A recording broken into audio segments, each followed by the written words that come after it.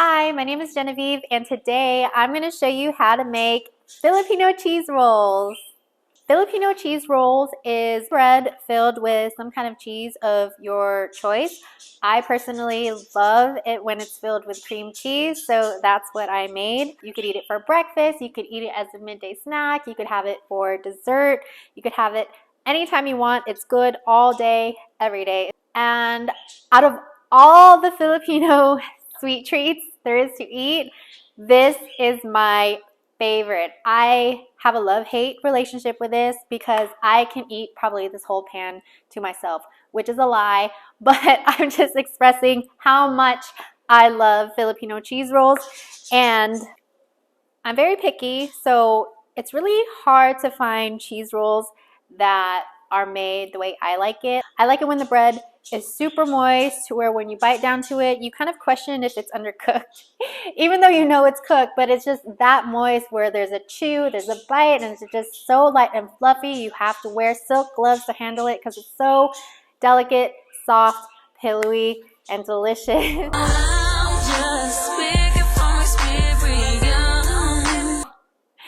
Let's get started. Let's go over the ingredients. I have bread flour, but I'll put it all. I got this. Okay. This is everything that you'll need to make the cheese roll. You'll need 500 grams of flour. I have bread flour here, but all-purpose flour will work just fine too. 110 grams of white sugar, 1 packet of instant yeast, 5 egg yolks, 100 grams of unsalted butter, plus a little bit more for the bowl, 100 grams of milk, 125 grams of water, 5 grams of salt, which is roughly about 3/4 of a teaspoon, and then 125 grams of mashed potato. And I feel like the mashed potato is what gives this cheese roll that taste, is what sets this cheese roll recipe apart from the others. That's the first thing where you're like, yes, whoever made it knew to add mashed potato. Dried potato or instant mashed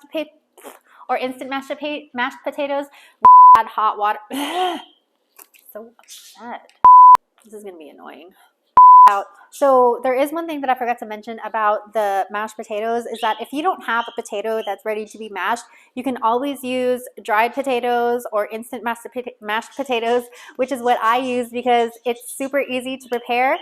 All you do is take some hot water and you add the mashed potato, you mix it up, and boom, mashed potato. It's really quick, it's really easy, and that's why they call it instant mashed potatoes, right? We're making cheese rolls, so you're going to need a couple bricks of cream cheese. And then finally, the last thing is the topping. And I top mine with margarine and more white sugar. This is the margarine that I use. One last thing that I wanted to say about my ingredients is that all of them, well, apart from my cream cheese, all of my ingredients are very warm. They're not hot. They're just very warm, and you want your ingredients to be warm because you are working with yeast. If you put yeast in something that's hot, it's just gonna die. If you put yeast in something that's cold, it's just gonna go to sleep and it's not gonna activate, it's not gonna work, your bread's not gonna rise. So warm. Your ingredients have to be warm. Okay, while I work with making the dough, I am going to put my cream cheese back into the refrigerator and I'll just pull it out when I need it. Here's my mixing bowl. I'm gonna add my flour, my sugar, my salt, and my yeast. And I'm going to add, now goes in my milk, water, and my egg yolks. Just gonna mix it a little bit before I add it to the mixer. I'm just using the hook attachment to mix it. Oh, actually, I forgot my mashed potato.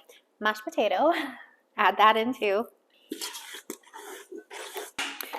Now it's gonna mix for a total of 15 minutes, so set your timer. Okay, I wanna show you what my dough looks like every step of the way. So I'm gonna put the mixer on low. I don't want to put the mixer any higher than 2.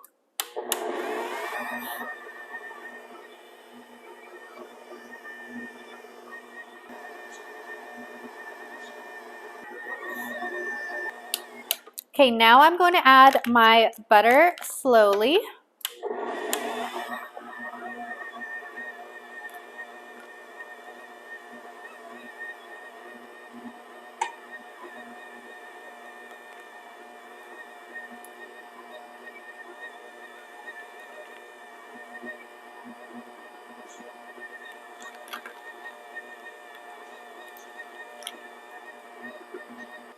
I am about 3 minutes into mixing.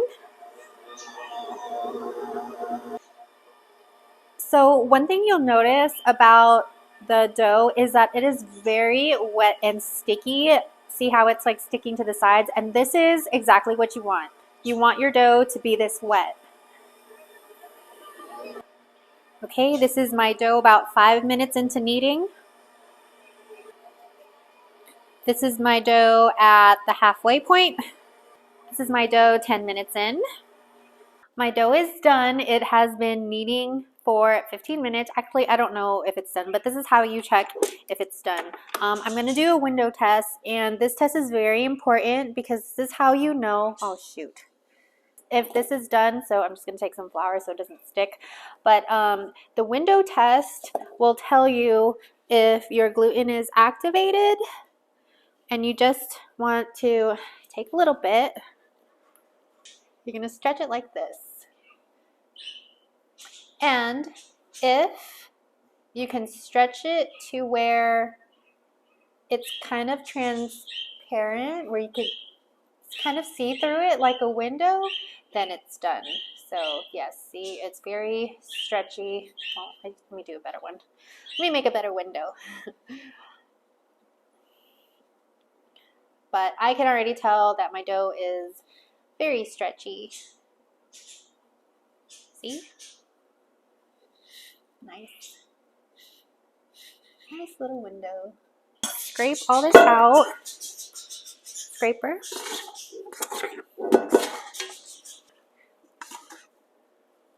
That little extra butter that I told you about, I'm going to take that and I'm going to smother the inside of this pan with this butter.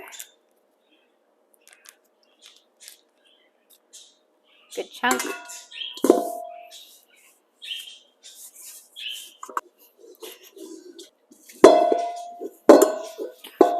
Okay, my bowl is fully coated with butter, and my dough is going to rise in here.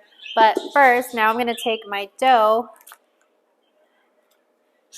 and I'm going to smother this in butter also. Okay.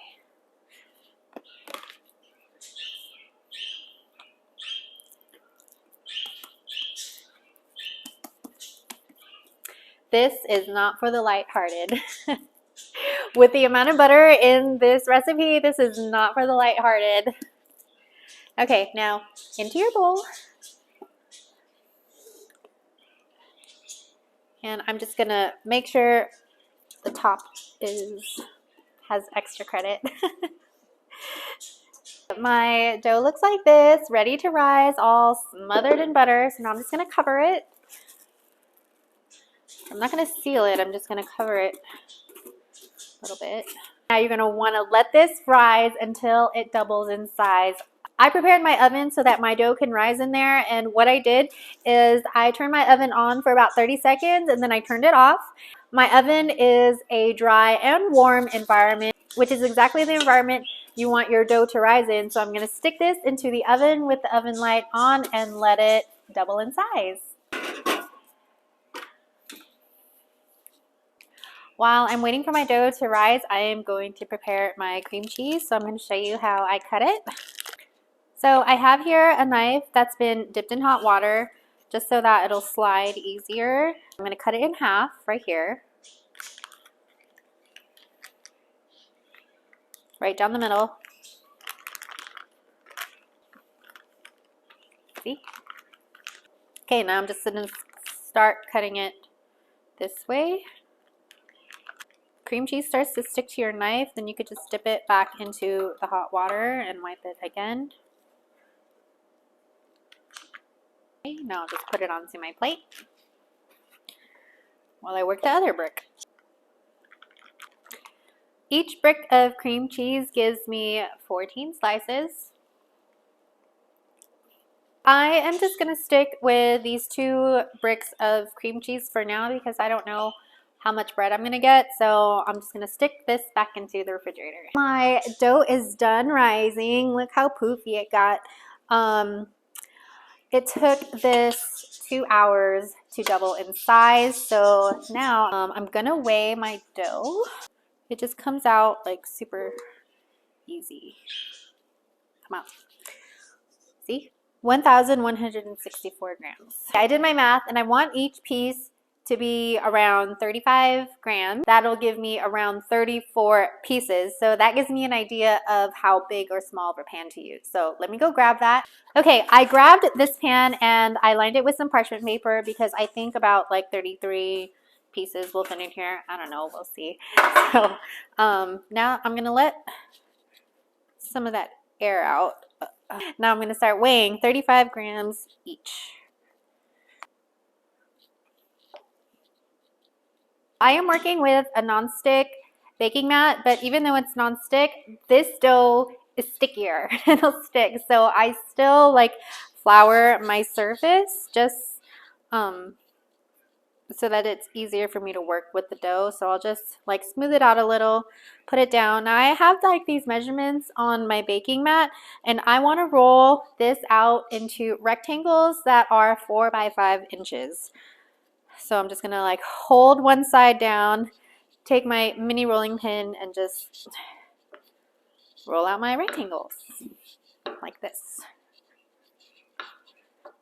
When you have a decent looking rectangle, you're gonna take the cream cheese that you cut earlier, place it in the middle there, then you're gonna fold the side in and enclose that cream cheese, and then this area up here, to prevent the cheese roll from being uneven to where there's more bread on the outside and not as much inside, I like to like flatten this out and incorporate that rest of the dough to the middle so that it's even, and then I roll. And that little flap, this opening, I'm going to pinch it closed. And then once it's pinched, I'll do one last roll for good luck and form it nicely. See? And that place that you pinch, this goes face down onto your baking mat or your pan. Okay, I am almost done rolling these cheese rolls. I've created some muscle memory rolling so much that I feel like I could roll cheese rolls in my sleep. The more your body does something to muscle memory, the more efficient it becomes. And I found like how I was rolling the cheese roll was more efficient, so I'm going to show you the more efficient way. So I have a very lightly floured surface. I'm still going to like, when I smooth it out, I really just like invert it like this and fold it until I get a smooth side. And that smooth side, I'll still hold it down with my fingers, and then with these two fingers, I'll like do a walking motion like this, up like that. And that I found makes it flatten out a lot easier. And then for the sides, I'll do the same thing. My fingers are just doing that. I'll just flatten it out. I do a little like, it's like a combination of this. So I'll do that until I get like a little mini rectangle, and then I'll take this and it makes it easier to flatten out.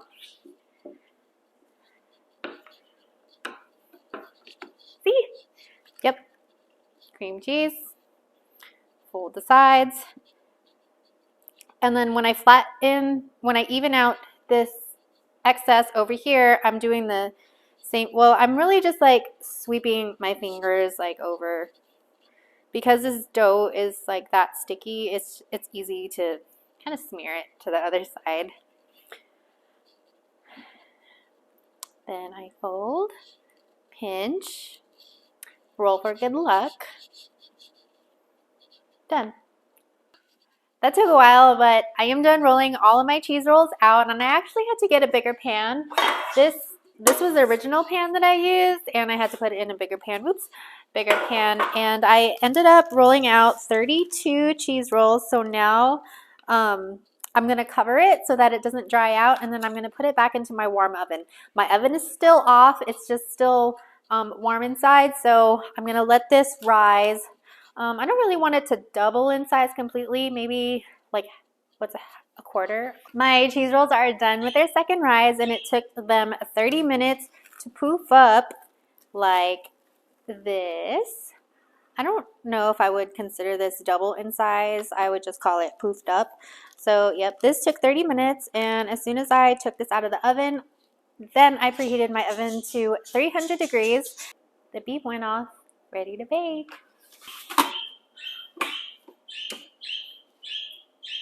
My cheese rolls just got done baking, and it took them 22 minutes in the oven to get this golden brown. So now I'm just going to let them cool down before the last step, which is putting the toppings on. You want this to be completely cooled before you put any margarine on it, or else it's just going to melt. My cheese rolls are fully cooled, so now it's time to do the topping.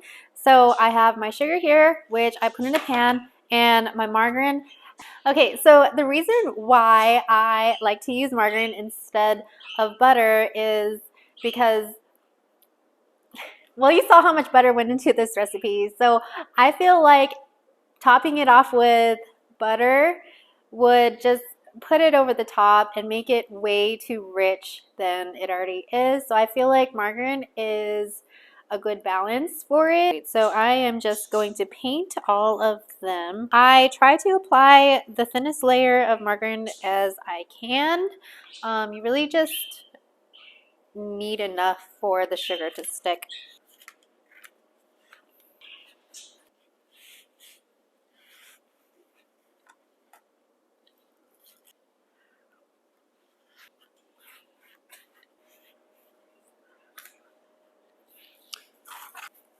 If you can't tell, I'm trying to keep them all in one piece. When they baked, they kind of stuck together, and I want to serve it like that because I enjoy seeing the bread like being pulled apart from each other. But again, I think that's me being extra. You don't have to do this. You could just do it individually if you like. But your girl is extra.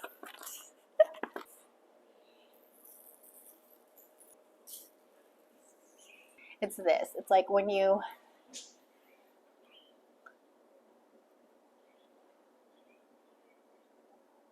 this. I love it. Wasn't that cool? This is what the inside look like. Look, you can see like how just the slightest touch will like indent it. Like it's super soft. I'm trying not to squish it.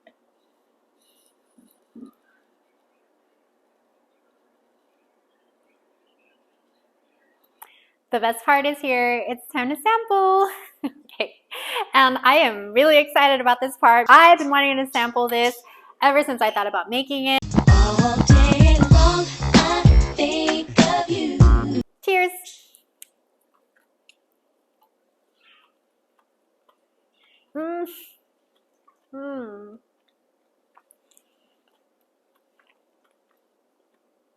Guys, it's perfect. It turned out so perfect. Like, just even like biting down on it, it ended up like squishing. Like, this bread is so soft and delicate that when you just bite down into it, this is probably the softest bread that I have ever made and ever put in my mouth.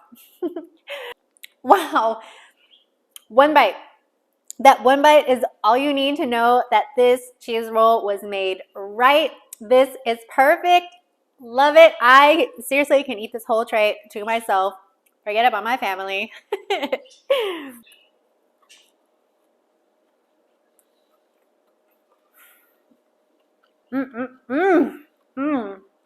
When you've got your hands on a good cheese roll. If you like this video and this recipe, I have more to share. So don't forget to subscribe to my channel so that you don't miss out on everything else that I want to share with you. I only share it with you. Bye. Thanks for watching.